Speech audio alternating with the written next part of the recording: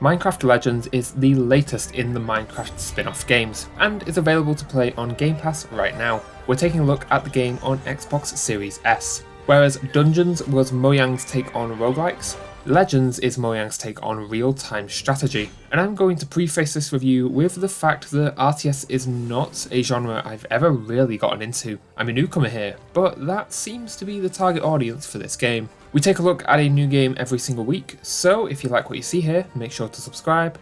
And with that, we're organising our troops and letting you know if Minecraft Legends is worth your time.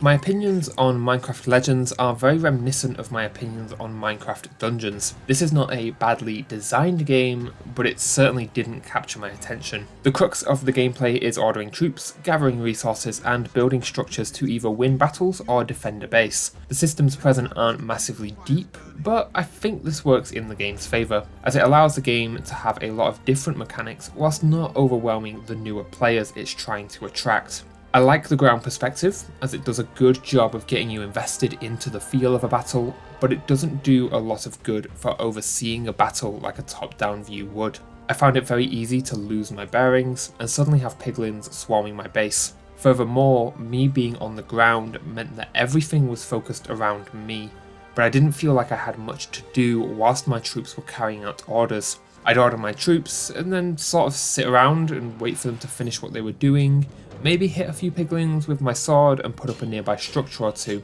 Once again, I can appreciate the perspective experiment, but I think a more traditional RTS view would have suited the game better and allowed me to have a more constant active role in the gameplay, rather than having everything focused into one tiny spot on the battlefield. The versus mode here is interesting. Here, 2 teams of 4 are pitted against each other, and you must work as a team to destroy the enemy base. It's an interesting blend of making a plan then sieging a base, but if you're not playing with a coordinated team, then matches do lack focus.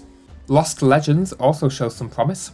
These are scenarios that are planned to release on a monthly basis. The current scenario is a long-form village defense, and this was by far my favourite element of the game. I hope to see more interesting scenarios come along as the game progresses, as this side mode could blossom into some really interesting ideas. We're ping-ponging a bit between good and bad here, but I'd like to wrap up the gameplay section with a few final issues. First and foremost, the game is always online. You need a stable internet connection, even in single player. Why games are still doing this, I don't know, but it sucks, and whilst the home console versions aren't too badly affected, if you plan on playing on Switch, you're going to have some problems when playing out and about. The game also completely lacks a satisfying feel. There's not even controller vibration. Hitting enemies feels like nothing, gathering troops is vague, and there'll always be a few left behind. Even just moving about feels very floaty. I think Mojang have done a good job of transitioning RTS controls to a controller, but trying to get builds into specific spots was a bit finicky. Overall, the gameplay experience just wasn't for me. I think it does a good job of presenting RTS to newer players, but at the end of the day, booting up Minecraft Legends felt like a chore. I'd be sitting at my Xbox home screen, wishing I could boot up any of the other games staring back at me. Overall, Minecraft Legends is getting a 2 out of 5 for gameplay. It may not be for me, but that doesn't mean it's completely terrible. I do think there are more issues to raise than praise to give, but there are a few interesting ideas here, even if they lack depth. I can be nice for a section. This game looks great.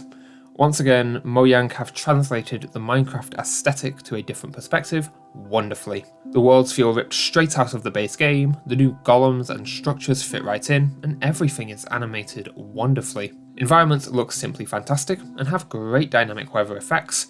The way the Nether bleeds into the overworld is gorgeous and always imposing. Regardless of how I felt playing the game, it was always a joy to look at. I love the little details, like when you build something, it is built brick by an ally. Enemies, golems, mobs and villagers are all animated wonderfully. They're all a lot springier and bouncier than they are in base Minecraft, but it does a lot to make battles feel more dynamic. This extends to cutscenes, which look great, and convey a decent amount of emotion with minimal voice acting. My one cutscene presentation gripe is this awful filter that's sometimes applied. It just takes away from the lovely animation. Game sound design is pretty solid, the piglin horn sounds great, and once things start moving, there's a great soundscape to each battle. The OST is nice and bombastic, but did get pretty repetitive pretty quickly. My two art direction gripes are with the voice acting and the UI. The voice acting for cutscenes is totally fine and ineffective, but the gameplay narrator gets on my nerves. He is telling you useful information, but it is provided in a very condescending way. I know this game is for new RTS players, but I don't need to be talked to like I'm a 5-year-old. Menu UI is mostly fine, but the gameplay UI feels very intrusive and isn't always clear. I understand that the game needs to convey a lot of information to the player at once, but do I really need a giant text box taking up 1/4 of my screen just to tell me how to attack an outpost? 5 minutes into me attacking an outpost. Knowing if troops are going to follow me always left me scratching my head as they'd be marked, but would keep stopping to tie their shoelaces. There could definitely be a better blend of gameplay and art direction where information being conveyed to the player is concerned. Overall, the art direction here is getting a 4 out of 5. Minecraft Legends is a very pretty game, but sometimes those looks come over servicing the gameplay, and everything can get a little muddled in the heat of battle. The story in Minecraft Legends is massively simple, but does enough to service the gameplay. The piglins of the Nether are invading, and it's your job to send them back to hell. The characters present are fun enough, and the story is reflected nicely with the gameplay. The Nether invasion feels like a looming presence, and destroying the piglin bases feels rewarding. The cutscenes all have a nice charm to them, and overall, while I wasn't massively invested, I was having a good time. Fundamentally, Minecraft Legends has a narrative to push the gameplay forward and nothing else. It is not doing anything special, but it is not outright terrible. It gets a 2 out of 5.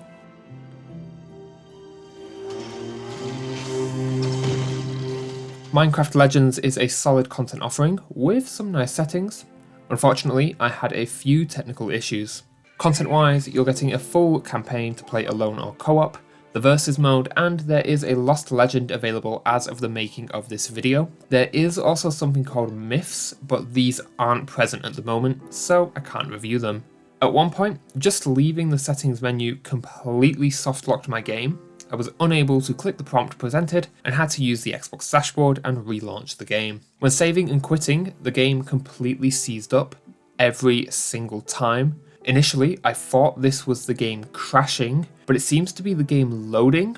I'm not sure what causes this, but it isn't a good look. Fortunately, there are some nice settings. You can swap the A, B and XY buttons for menus and wrap hotbar navigation. Text-to-speech can be enabled and text size adjusted. I found 100% to be way too small, but 150% was nice and readable. You can enable press to skip cutscenes, and there are some colorblind options, but these don't have visual examples, so you'll need to know the specific type of color blindness you have if this affects you. There are major language options for both text and speech, and subtitles can be enabled. There are no further options, but you can adjust the size of the subtitles with the text size options. Here's 100% and here's 150%. Why these options are not grouped together is kind of baffling as they directly affect each other. There are audio sliders for master, dialogue, music, cinematics, SFX and ambience volume. Brightness and contrast can be adjusted with sliders. Controller and keyboard and mouse share the same tweaks for the most part. Controller has an extra slider to adjust cursor sensitivity and a toggle for auto camera turn. For both control methods, there are sliders for sensitivity, building placement sensitivity, and redstone launcher sensitivity. Y-axis can be inverted, but not X. Banner view, build view, and sprint can all be switched between hold and toggle. Lastly, all of the controls can be completely remapped. Overall, this is a pretty solid content package, but there are enough issues to knock a point off. The consistency of the game seizing up when you quit is awful, and certain settings could definitely use better examples of what they're changing. Certain omitted settings also don't make a lot of sense. Minecraft Legends gets a 4 out of 5 for specs. The Horde of the Bastion raise great fortresses. It's going to take you around 7 to 12 hours to complete Minecraft Legends main campaign. However, you do have the Versus mode, Lost Legends and Myths to give the game some replayability. I do really like that you can save and quit at your leisure, so you can hop in, destroy a base, save and get on with your day. There are also a lot of fast travel options present in the game. It felt very easy to fit Minecraft Legends into my free time. Hard drive footprint is nice and small. On Xbox, we were being asked for 7.2 gigabytes with 128 megabytes reserved for save data. My only issue here is the presence of a store. Everything here is cosmetic, but this is not a free-to-play game.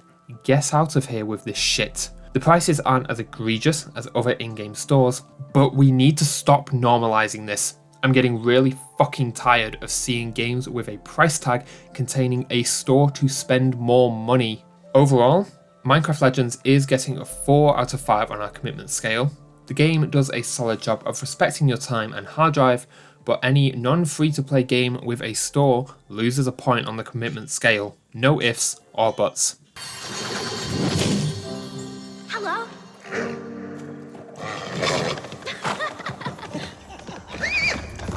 Minecraft Legends wasn't for me, but I think as an introduction to RTS, it is worth your time, even if it's just to try it out. The balance of mechanics and interesting takes are enough to at least give it a go, even if there's not a ton of depth, which is ironic considering the base game is all about digging straight down.